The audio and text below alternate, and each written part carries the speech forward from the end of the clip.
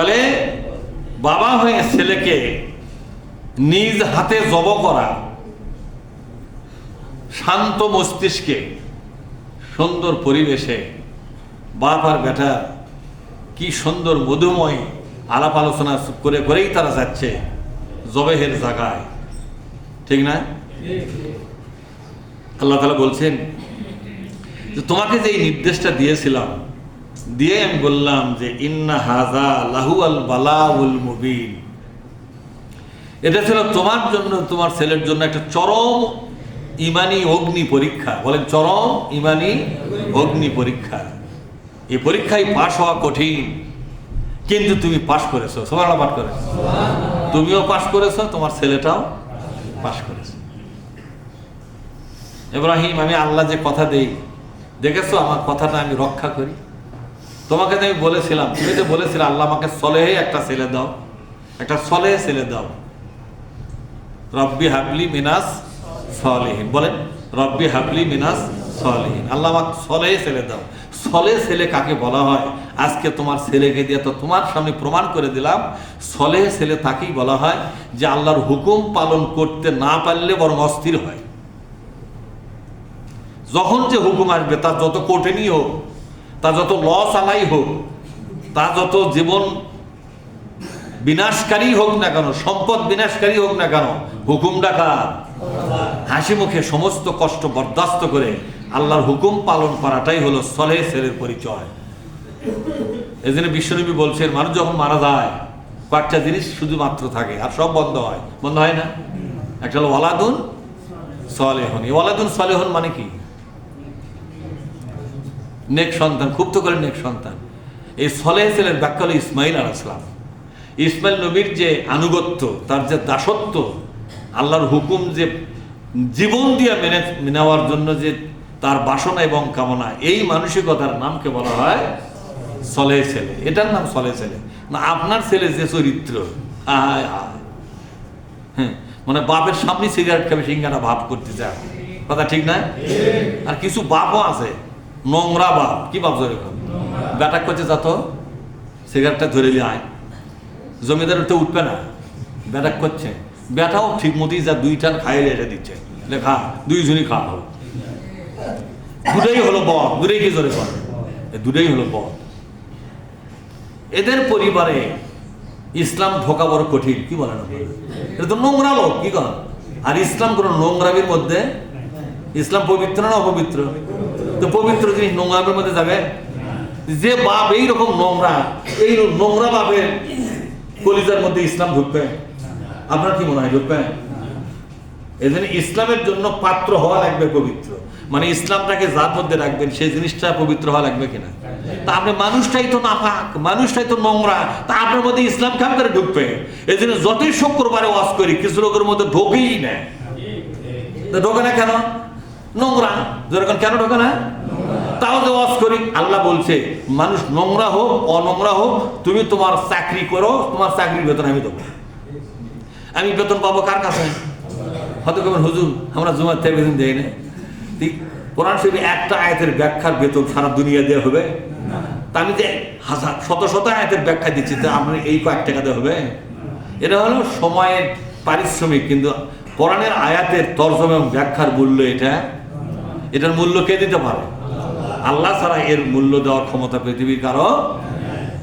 ওয়াফাদাইনাহু বিযিবহিন আযীম, সবচেয়ে বড় একটা কুরবানি আমি তাকে হাতে দিয়ে দিলাম। ওয়াফাদাইনাহু, আমি ইসমাইলকে ফিদিয়া দিলাম। ফিদিয়া, ফিদিয়া দিলাম। ফিদিয়া হচ্ছে বিনিময় দেওয়া, তার প্রাণ ভিক্ষা দিলাম। কি দিয়া?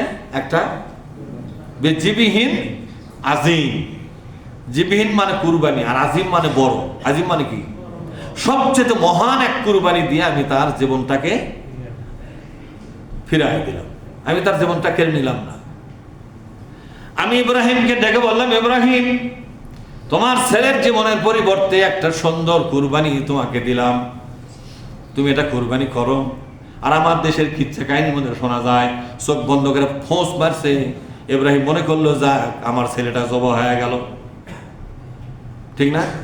চোখ খুলে দেখি ছেলে দাঁড়িয়ে আছে, একটা দুম্বা জব হয়ে গেছে, ইব্রাহিম জানেই না। ইব্রাহিম কি জালিয়াতি কিচ্ছে, আর মানুষও শোনে ভাই ভোগের লাল, ভোগের সার, মখা সার। হ্যাঁ, ইব্রাহিম জানেই না, মানে আল্লাহ পর্যন্ত ইব্রাহিমের সাথে ওই চালাকি করতেছে।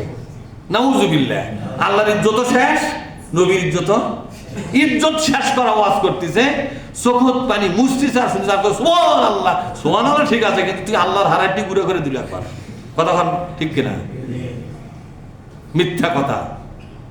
অথচ ফেরেশতা এসে বললেন, ওগো আল্লাহর পয়গম্বর, এই যে আপনার ছেলের জীবনের পরিবর্তে আল্লাহ পাক একটা কুরবানি পাঠায় দিয়েছে, এটা আপনি জবহ করেন, এটা আপনি জবহ করেন, এটা আপনার ছেলের জীবনের পরিবর্তে। আল্লাহ পাক আপনার ছেলেকে কবুল করে ফেলেছে। সুবহানাল্লাহ। আপনাদের ঈমানের অগ্নি পরীক্ষা আপনারা পাস হয়ে গেছেন, ফার্স্ট ক্লাস ফার্স্ট। একটা বড় পাস আর ফাতাম্মাহুন্না। আল্লাহ তাআলা বলছেন, আমার ইব্রাহিমকে যতগুলো পরীক্ষা দিয়েছিলাম, আমার ইব্রাহিম সবগুলো পরীক্ষায় প্রথম শ্রেণীতে উত্তীর্ণ হয়েছে। তার ছেলেটাও উত্তীর্ণ হয়েছে, বাবাও উত্তীর্ণ। ওই যে আগুনে ফেলাবার সময় একটা পরীক্ষা ছিল না, এই পরীক্ষাও তিনি পাশ করেছেন। বুড়া বয়সে একটা ছেলে পাশে, সেখানে একটা অগ্নি পরীক্ষা, সেখানেও তিনি পাশ করলেন। প্রমাণ করে দিলেন আল্লাহ, পৃথিবী আমার কাছে তুচ্ছ, আমার ছেলে মেয়ে আমার কাছে তুচ্ছ, তোমার হুকুমের সামনে এগুলো কিছুই বড় নয়, তোমার হুকুমটা আমার কাছে সবচাইতে। এই যে আল্লাহু আকবার আযান শুনি না আমরা, আল্লাহু আকবার আল্লাহু আকবার, মানে কি আল্লাহই বড়। আল্লাহ তো বড়ই, কিন্তু এখানে এই কথার মানে কি? আমার কাছে দুনিয়ার সব হুকুমের চাইতে আল্লাহর হুকুমই বড়। এই কথাটাকে আপনার কার্যকর করতে হবে, তাহলে আল্লাহু আকবার এই কথাটা বাস্তবতা এবং সার্থকতা আসবে। ওয়াতারাকনা আলাইহি ফিল আখিরিন, আর পরবর্তী সকলের জন্য এটাকে সুন্নত হিসেবে আল্লাহ পাক রেখে দিলেন। দুনিয়ার সমস্ত মানুষগুলো এই কুরবানি দেখে দেখে কুরবানি করবে, এটাকে আল্লাহ রাব্বুল আলামিন সুন্নত করে রেখে দিলেন। জোরে বলুন সুবহানাল্লাহ। কিয়ামত পর্যন্ত এই সুন্নতটা জারি থাকবে, এই সুন্নতটা জারি কিয়ামত পর্যন্ত। এখান থেকে নতুন একটা সিস্টেম চালু হয়ে গেল, কুরবানি সিস্টেম। বছরে একবার করে কুরবানি, এই ঈদটা চালু হয়ে গেল। সুবহানাল্লাহ। বলবেন হুজুর ইব্রাহিমের আগে কি কুরবানি ছিল না? ছিলই তো। বাবা আদম আলাইহিস সালামের পরে যে তার দুই ছেলে, সেখানে হাবিল আর কাবিলের মধ্যে একটা কুরবানি হয়েছে। হাবিল তো একটা দুম্বা কুরবানি দিয়েছিলেন, আর কাবিল খালি গম ভুট্টো এইগুলা খাওয়া যায়, তুই আছে এইটা একটা কুরবানির জিনিস। আর কথা বোঝেননি? আল্লাহ পাক হাবিলের কুরবানি কবুল করলেন, আর কাবিলের ওটি পরে পৌঁছে চলে গেল, কিচ্ছু লাভ হল না। মনের নিয়ত যদি খারাপ থাকে, কুরবানিও হওয়া লাগবে সহি নিয়ত, আর কুরবানির জিনিসটাও হওয়া লাগবে কুরবানির মতো, নাকি? আপনি নিয়ত সহি লিয়ে গেছেন, ব্রয়লারের মুরগি জব করবে, হবে? হ্যাঁ হবে। তাহলে হালাল একটা জন্তু, 4 পাওয়া জন্তু হওয়া লাগবে। এখান থেকে কুরবানি শুরু হয়েছে। আল্লাহ তাআলা বলছেন, আমার ইব্রাহিমের এই ত্যাগ এবং কুরবানিকে কিয়ামত পর্যন্ত দুনিয়াবাসীর সামনে সমুন্নত রাখার জন্য আমি এটাকে মুসলিম বিশ্বের জন্য একটা ঈদ উৎসব হিসেবে আমি প্রতিষ্ঠিত করে দিলাম। সুবহানাল্লাহ। দুনিয়াবাসী এখন কুরবানি করবে, কুরবানির সময় ওই ইব্রাহিম আলাইহিস সালামের নাম, ইসমাঈল আলাইহিস সালামের নাম তারা স্মরণ করবে, যে কত বড় ত্যাগ এবং কুরবানি তারা দিয়েছিলেন। সুবহানাল্লাহ। সালামুন আলা ইব্রাহিম, আমার ইব্রাহিমের উপরে আমি সালাম দিলাম। সুবহানাল্লাহ বলেন। আমি আল্লাহ হইয়া আমার ইব্রাহিমকে আমি সালাম দিলাম। ইব্রাহিম তোমাকে সালাম। ফেরেশতারা ইব্রাহিমকে সালাম দেয়, এই দুনিয়াবাসী ইব্রাহিম আলাইহিস সালামকে সালাম দেয়। দেয় কিনা? জোরে খান। কথা বলুন কেমনে? প্রত্যেক নামাজের ভিতরে যখন আমরা দরুদ শরীফ পাঠ করি, সেখানে কি বলি? আল্লাহুম্মা সাল্লি আলা মুহাম্মাদ ওয়া আলা মুহাম্মাদ কামা সাল্লাইতা আলা ইব্রাহিম, দেখছেন? ওয়া আলা আলি ইন্নাকা হামিদুম। আল্লাহুম্মা বারিক আলা মুহাম্মাদ ওয়া আলা আলি কামা বারাকতা আলা ইব্রাহিম। বলে না? বিশ্ব নবীর পাশাপাশি ইব্রাহিম আলাইহিস সালামকে প্রত্যেক নামাজের তাশাহুদের ভিতরে দরুদ এবং সালাম পাঠ করা হচ্ছে নিয়মিত।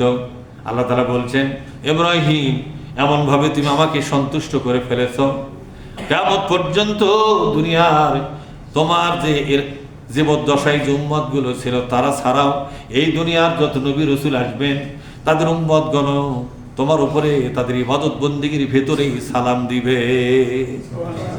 আজও সালাম দিচ্ছি আমরা, এই যে সুন্নত বললেন না, সালাম দেননি? কামা বারাকতা আলা ইব্রাহিম বলেন নাই? আর কি বলেছেন? ওয়া আলা আলি ইব্রাহিম। ইব্রাহিমের বংশের ভিতরে যারা ইসলামের উপরে টিকে ছিল তাদেরকেও সালাম। শুধু ইব্রাহিম কেন, ওয়া আলা আলি ইব্রাহিম। আল মানে হলো বংশধর, আল মানে সেই বংশধর যারা জুলুম করে নাই, যারা অন্যায় অবিচার করে মানুষের অভিশাপ নেয় নাই, বরং আল্লাহওয়ালা হয়ে দুনিয়া থেকে বিদায় হয়ে গেছে। আমি সেই বংশের লোকদেরকেও সালাম দিলাম। মানে ইব্রাহিম ছাড়াও তার বংশের সব লোক তো আমরা চিনি না, যেরকম চিনি। কত বড় বংশ ছিল জানেন আপনারা?